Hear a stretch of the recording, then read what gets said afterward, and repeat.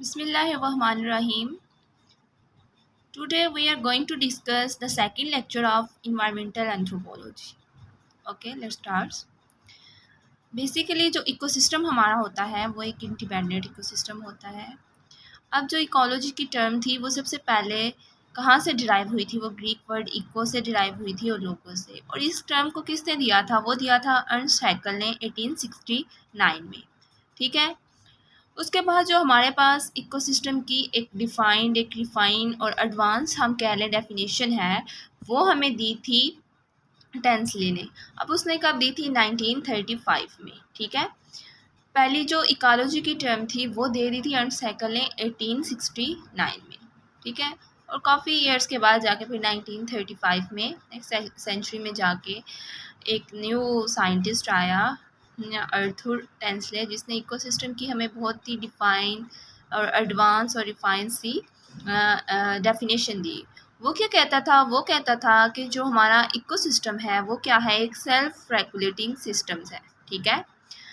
अब इस self regulating system के अंदर हमारे पास दो किस्म के कंपोनेंट पाए जाते हैं।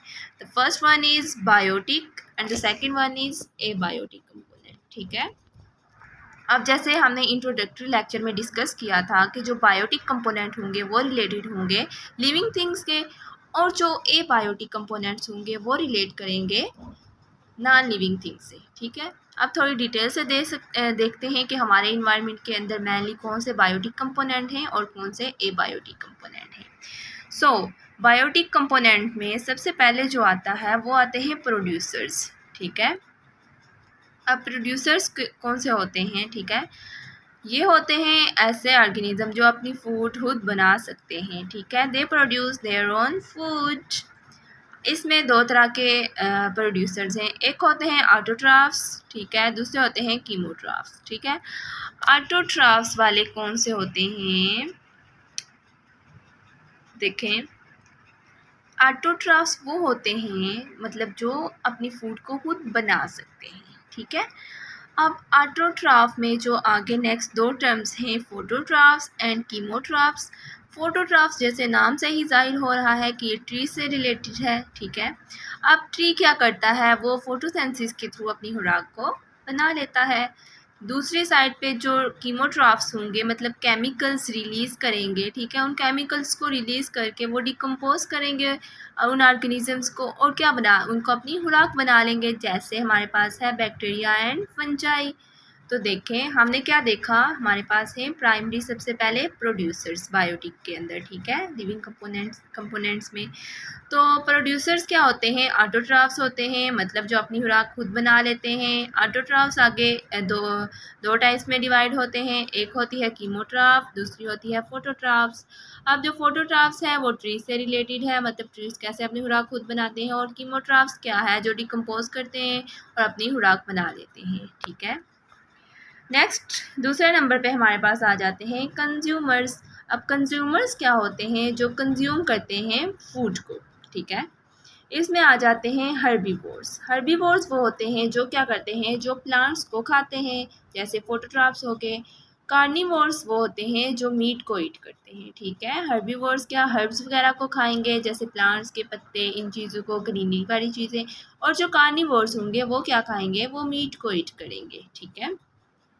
अब कार्निवोर्स की तीन आगे मेन डिवीजन्स हैं। पहले हैं हाइपर कार्निवोर्स, दूसरे हैं मीजो कार्निवोर्स और थर्ड वन है हाइपो कार्निवोर्स। ठीक है।